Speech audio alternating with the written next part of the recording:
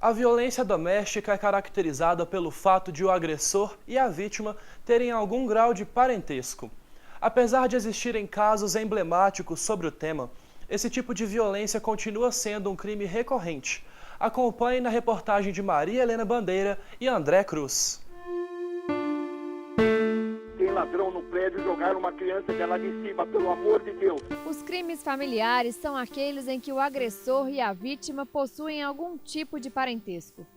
Casos emblemáticos desse tipo chocaram o Brasil e foram motivo de revolta e protestos. Em 2008, Isabela Nardoni, de 5 anos, foi atirada do 6º andar do edifício em que seu pai morava, em São Paulo.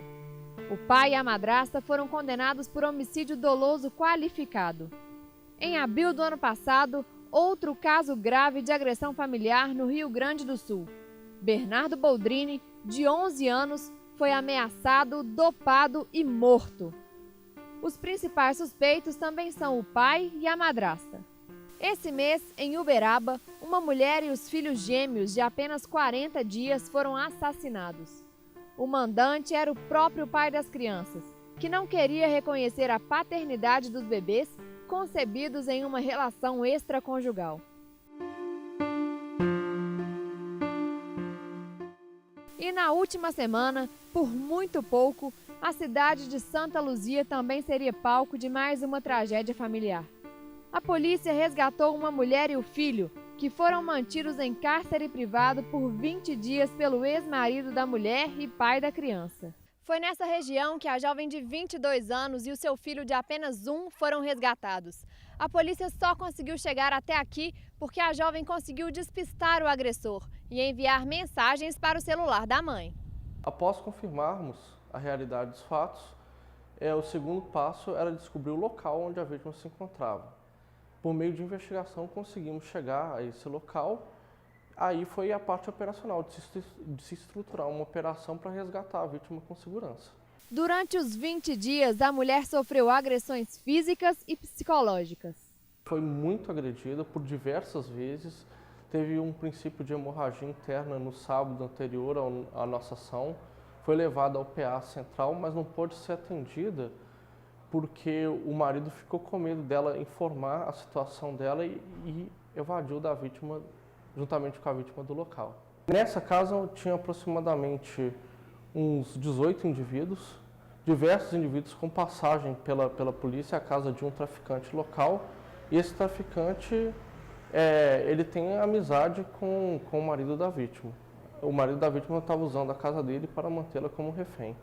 A vendedora Irenice Ribeiro já vivenciou em sua família um caso semelhante. Eu já tive um caso de violência na minha família e destrói a família toda, não só aquela pessoa que sofreu violência.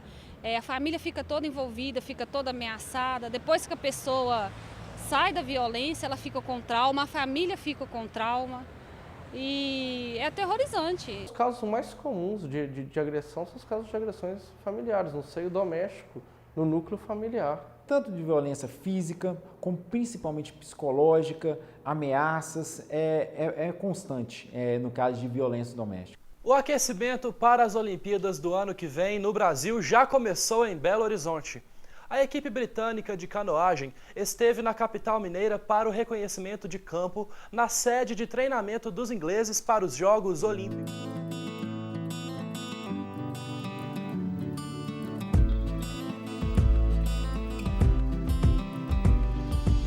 Foi na Lagoa dos Ingleses, na região metropolitana de Belo Horizonte, que os atletas britânicos tiveram o primeiro contato com Minas Gerais. Nem mesmo o tempo nublado afastou os canoístas dos treinos, que fazem parte do reconhecimento das instalações que a equipe vai utilizar durante os Jogos Olímpicos do ano que vem. Rachel Cawthron, primeira mulher da Grã-Bretanha a conquistar medalha em um Mundial de Canoagem, elogiou a recepção dos mineiros. É o lugar mais amigável em que já estive. A hospitalidade é enorme e nunca me senti tão bem-vinda em nenhum outro centro de treinamento antes. Não é bem uma ansiedade, mas empolgação. estou cada dia mais motivada e pronta para competir. À medida que a competição se aproxima, o treino fica mais pesado. Os atletas conversaram com alunos de uma escola bilíngue da cidade de Nova Lima e contaram algumas curiosidades do esporte. Ela contou para mim e para minha amiga que a canoagem, o clima, só afeta a canoagem quando é o vento. Só o vento que afeta a canoagem. A chuva, por exemplo, nesse clima chuvoso daqui do Alphaville, não afeta nada. Eles podem fazer a mesma coisa na chuva, no sol, qualquer coisa do tipo. Só que quando venta, desestabiliza a canoa. Então eles não podem praticar direito a canoagem no vento. Belo Horizonte será a sede de treinamento das equipes olímpica e paralímpica da Grã-Bretanha para os Jogos Rio 2016. Este acordo foi firmado entre o município mineiro e as associações olímpicas britânicas. Desde os Jogos Olímpicos de Londres, 2012, as equipes britânicas começaram a buscar qual seria o melhor lugar para treinar suas equipes aqui no Brasil, visando uma ambientação mais adequada. E aí realmente a infraestrutura esportiva de Belo Horizonte salta aos olhos. Além do Minas Tênis Clube, a UFMG constrói o seu centro de treinamento olímpico, a PUC tem também o Centro Esportivo Olímpico, clubes como o Clube dos Oficiais da Polícia Militar, além da reforma do Mineirão e do Estádio da Independência. Então existe um conjunto de infraestruturas esportivas disponíveis para as equipes britânicas que fizeram com que eles escolhessem Belo Horizonte como a sua base para treinar para o Rio 2016. A canoagem é um esporte olímpico desde 1936 e se divide em diversas modalidades. Ela pode ser disputada tanto individualmente quanto em equipes. Para Edward McKeever, medalha de ouro nos Jogos Olímpicos de Londres em 2012, esse reconhecimento de campo antes dos Jogos Olímpicos é importante para se acostumar com a longa distância. Para nós, vir aqui é uma boa chance de se acostumar com o voo. É uma longa distância da Grã-Bretanha. É uma boa chance também para conhecer o Brasil antes dos Jogos Olímpicos. No Brasil, o canoísta Isaquias Queiroz é a grande revelação do esporte. Com apenas 21 anos, conquistou medalha de ouro nos 2 últimos mundiais de canoagem. Ele é um exemplo de que o esporte olímpico pode abrir vários caminhos. Mostrar para os jovens, para os estudantes, para os praticantes de esporte, que é possível sim se dedicar e ter conhecimento desse esporte cada vez melhor que o mundo apresenta para a gente. O Brasil também se destacando em vários esportes. A equipe britânica de canoagem permaneceu em Belo Horizonte durante 15 dias neste mês de fevereiro e levou boas lembranças para a terra da rainha.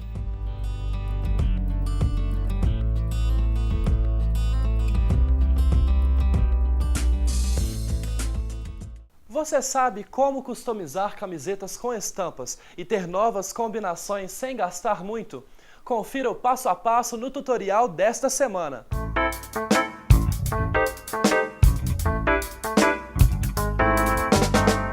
Olá pessoal, no tutorial dessa semana a gente vai aprender como customizar uma camiseta.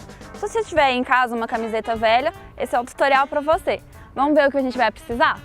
Uma tesourinha de unha, uma camiseta, tinta para tecido, um pincel ou esponja, um pedaço de papelão e o molde que você escolher.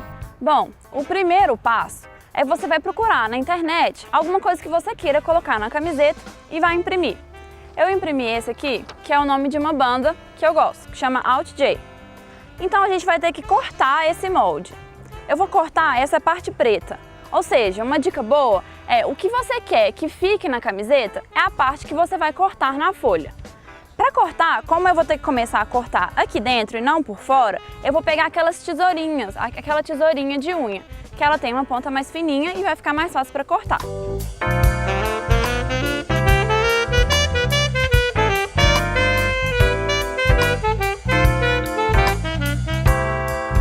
Ó, tá vendo? Vai ficar assim, ó, todo vazado.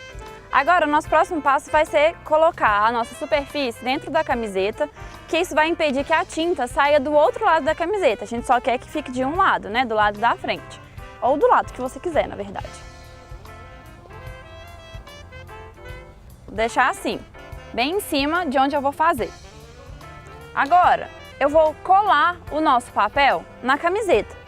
Por isso que a gente vai usar a cola de bastão. A cola de bastão, mesmo se eu passar e ela colocar no tecido, ela vai sair. Mesmo que ela não saia da primeira vez, Assim que você lavar a camiseta, ela sai inteirinha.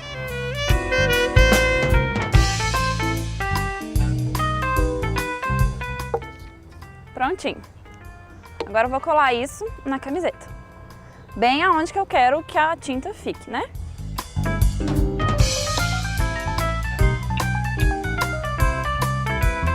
Bom, agora que eu já colei, só lembrando que se tiver algum desenho que você queira fazer só o contorno, vamos supor, nesse meu A aqui, eu não quero que fique toda essa parte com tinta.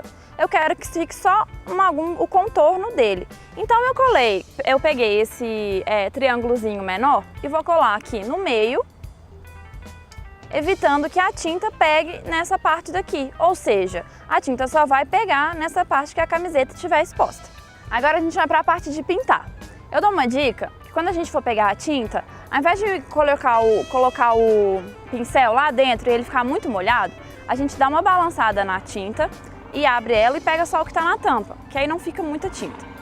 Então eu vou pegar o nosso pincel, colocar um pouquinho, dar uma batidinha nesse papel aqui do lado para tirar um pouco do excesso e começar a pintar.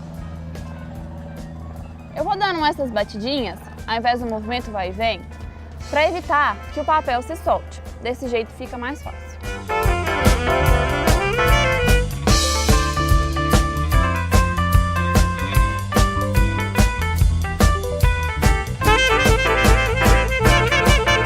Bom, eu terminei aqui a primeira camada. Como essa blusa é de cor escura, eu terei que fazer mais ou menos umas 4 a 5 camadas, até o laranja ficar bem forte. A minha sugestão é que entre essas camadas você use o secador, assim você não tem que ficar esperando aquele tempo todo a tinta secar. Bom, essas são todas as etapas. Vamos ver agora como que ficou no final?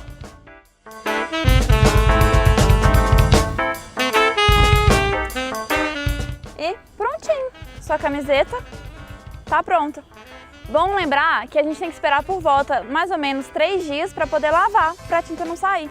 É isso, gente. Até semana que vem. Tchau!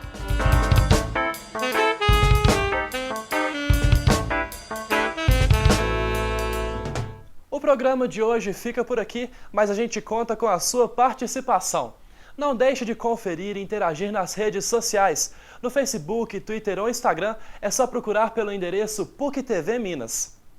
Se você quiser assistir essa ou outras edições do Revista, é só acessar a nossa página no endereço youtube.com/Memória PUC TV. Até o próximo programa. Tchau!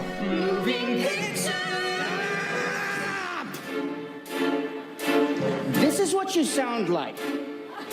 Movies, wow, they rock. Well, once they did, but listen, kid, it's all a big crock. Now it's market trends and fickle friends and Hollywood baloney. Believe me, Neil, you're better off just polishing your Tony. This industry's in flux. It's run by mucky mucks, pitching tents for tent poles and chasing Chinese bucks.